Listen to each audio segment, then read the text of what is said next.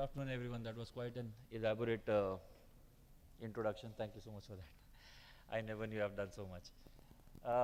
Anyways, I'll keep to the time as much as possible. I'll keep 20 minutes as productive and as informative as I can. So a few things that I want to talk about today primarily is to give you a perspective of what the threat landscape is looking like for the India market, how things are evolving, and obviously how Kaspersky is aligning with the changing trends and technologies today. This is how the threat landscape looks like in specifically the last 1.5 to 2 years. A large chunk of the data comes from the last 1 year. If you look at the pattern of attacks, now what we are trying to talk over here is the way and the kind of attacks that are happening. Now we just had a session about cybercrime minutes ago. 73% of the cyber attack is related to cyber crime. And when we talk about cyber crime, we are typically talking about stuff which is related to either data exfiltration or loss of money, or both. The next level of attack, which is the targeted attack, is at 18.9. 18.9% is actually about 130% growth since 2019. And I'm talking India numbers. And APT, which is the lethal most level of attack that the cyber world witnesses today, comes from the APT side, which is where attacks are more state-focused, government-focused, intended to create physical and strong damage. One of the key aspects that I want to touch upon is the last line, which I have highlighted in the green font, where we are talking about ransomware as a service today. Ransomware as a service in the last 2 years has evolved more than ever before. Today, you can actually lease out a ransomware group for a fixed rent on a monthly basis, and they promise you a return of investment that if you pay us X amount of $100,000, we will give you X amount of $100 plus extra delta, which will be your profit. And it also comes, so very recently we had this investigation where when we got to learn this, they also give you a money back guarantee. So you sign up for 2 months, and if within 2 months they are not able to do it, they will give you 3rd month free, and if it is not there, they will return the money back. So this is the kind of attack market which is growing today. If you look at it from a cyber maturity perspective, and now I'm trying to bring out the kind of solutions that go into an organization to create cyber resiliency, cyber maturity, or for certain large organizations, even cyber immunity. Immunity is hard to reach, but we are still getting there. So largely the market or an organization, according to us, can be categorized in 3 different segments. It could be at the foundation stage, where you do your network, your endpoint, your data, your support structures. The second stage could be your optimum security level, which is where you are stepping into the maturity of a cyber security platform. You look at cloud behaviors, you look at EDR platforms, you look at data enrichment and stuff like that. And the third one is the most, that's the aspirational one, where you are in a situation to handle targeted attacks as well. So if you can recall the color codes match the pattern of attacks. This is how we as an organization also are capable to match the requirement and the cyber maturity that an organization is carrying today, and live up and take you up to the level where you can get to the most ideal level of cyber security, which is mainly around the APT attacks. How do we get there? A few things that need to be looked at. So we've always spoken about, in the last few years, about the Gartner way of doing it, of attack, predict, prevent, defend, and respond. I think we've now crossed that level, we've crossed that stage. Today we need to look at how we are going to implement that pattern and how do we break that ideal scenario to get there from an organization perspective. So largely you can categorize an organization at 3 different levels if you are in your cyber journey. You can look at patterns where you call yourself in an equipped stage, informed stage, and reinforcement stage. So in an equipment stage, how do you manage? And as of now, I am taking a base assumption that everyone has taken the first few steps of cyber hygiene. So your tools are in place, your policies have been taken care, you are adhering to the compliance parameters and trying to live up to the benchmarks which your organization has created internally. In the equip stage, today you want to look at in-house experts to address the incident and optimize the workloads which you are carrying. You would want to look at tools which are sandbox-driven tools.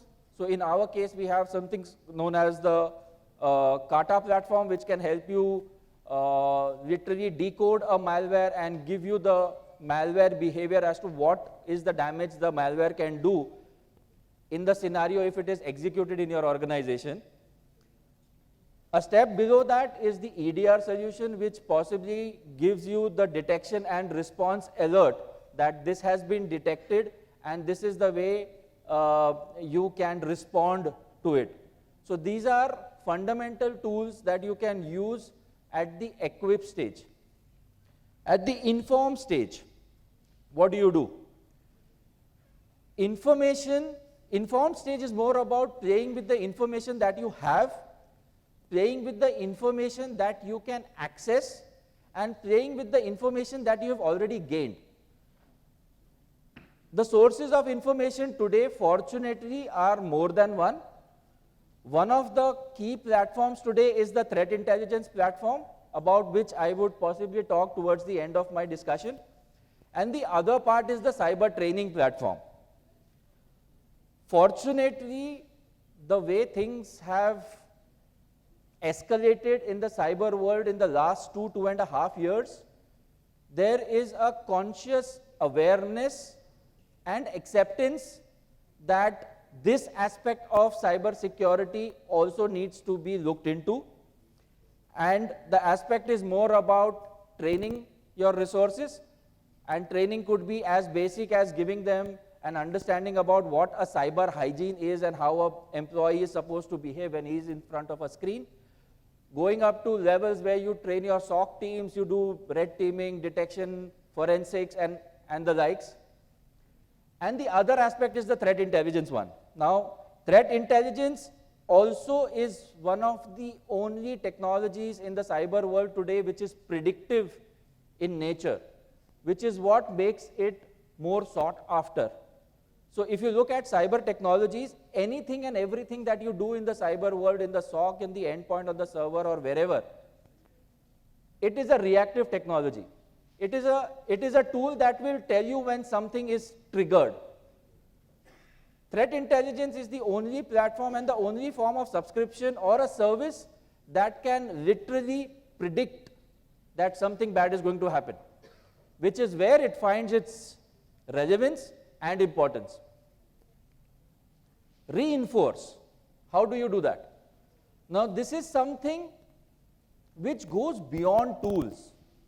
It is something that goes beyond awareness.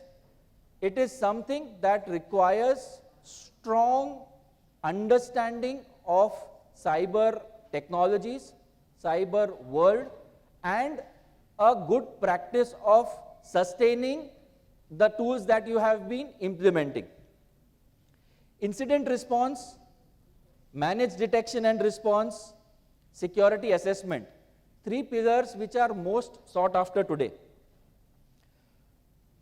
And MDR, which is the managed detection and response, which is also surprisingly being sold as a tool more than a service, is something which is giving deeper insights to enterprises today because they are able to actually detect and identify what is the malicious behavior that is happening before an attack can happen.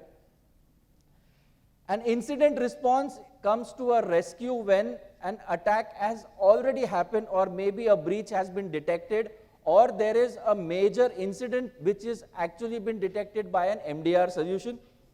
So an incident response helps you to respond on a real-time scenario while you are in the middle of a breach or an attack. An assessment. Assessment is something which needs to be seen beyond VAPT. When we talk about assessments, we are talking about cyber assessment.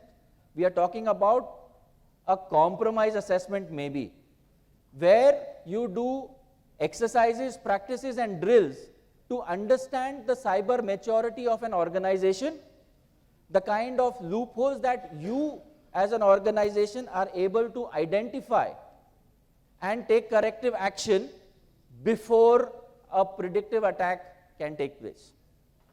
So these are the three pillars that are actually helping organization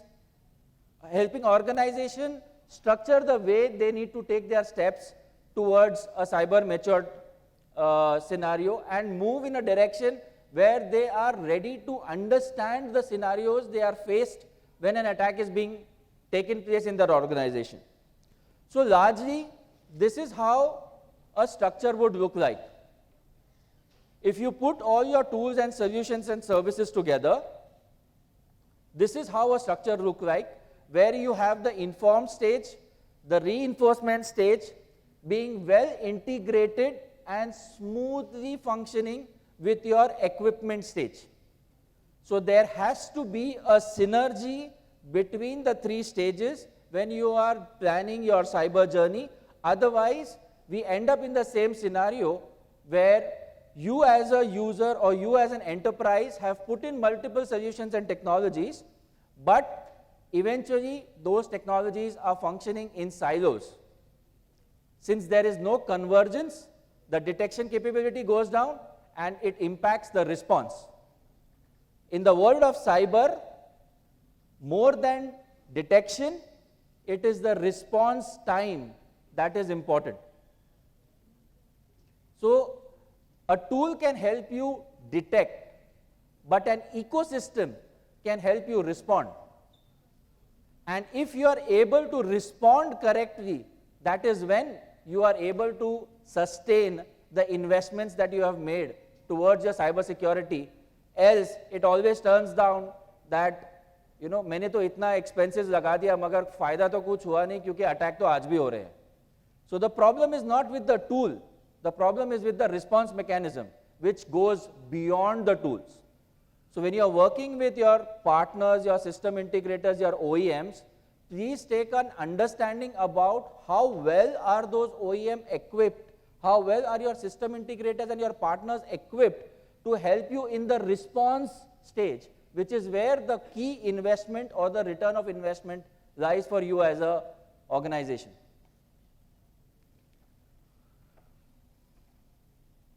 Five minutes maybe on threat intelligence. A highly misinterpreted and a very big jargon in the industry today. As an organization, Kaspersky today stands exactly 25 years old. And the way we have been doing threat intelligence primarily comes in from the sensors that we have across the globe, the legacy of work that we carry over the last 25 years, and the time and research that we still invest.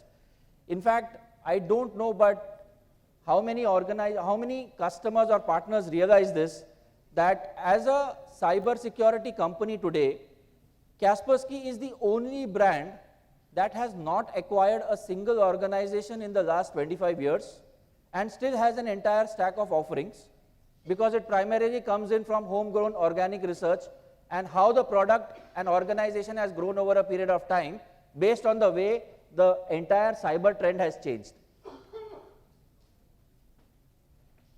A small snapshot of the kind of APT attackers, APT teams that we've been following, and these are, I mean, I know it's a bit cramped, but this is the largest that I could do about it. These are actually APT attackers that have been detected and identified by Kaspersky. So how does threat intelligence help? Threat intelligence largely can be categorized in 4 parts: operational, strategic, tactical, and technical. This, my dear friends, is very different when it comes to just comparing a threat intelligence as a threat feed. Threat intelligence is not threat feed. Threat feed is only one-sided information being pushed into you, and it is left to your good knowledge, time availability, and interpretation capabilities that you as a customer or a SOC provider or a cybersecurity analyst can do to absorb, read, understand, and act accordingly. That's all a threat feed can do. But threat intelligence is actually two-way communication between a service provider or a threat intelligence provider, the customer, and possibly even a channel partner in between. There are different levels of threat intelligence, and in my personal capacity, in my earlier avatar when I was with PwC and now even with Kaspersky, I've held workshops which have extended over 3 days and 4 days just about how to handle and how to structure threat intelligence. Going back to the original formula where people have been living on the detect, investigate, respond, and plan stage. At every stage, threat intelligence can be of input and strong intelligence use, which can give you practical, actionable items at a time when you need to respond to the situations that you are faced. So threat intelligence can be a part of your entire cyber journey when you are moving step on step based on your maturity of the cyber solutions that you are implementing. The various aspects that can be covered under threat intelligence can be something as starting to actually talk to an analyst of a doubt that you might have, to the entire circuit of cyber attack that can go starting from a kill chain parameter where the entire thing begins, right to the point where you need to respond. At every stage, a good threat intelligence input can be a major mitigation plan for you guys. And last, today, the biggest intelligence bodies in cyber world are private entities. And I stand here and own up and say that FireEye and Kaspersky are the 2 organizations that have the highest amount of threat intelligence data in the world. And this is a public statement. That's from my side, guys. Any input, any help, anything that me as a team, we as a brand, or Dipesh as an individual can do to help you in your cyber difficulties, please reach out to us. We are always available and we always respond. Thank you so much.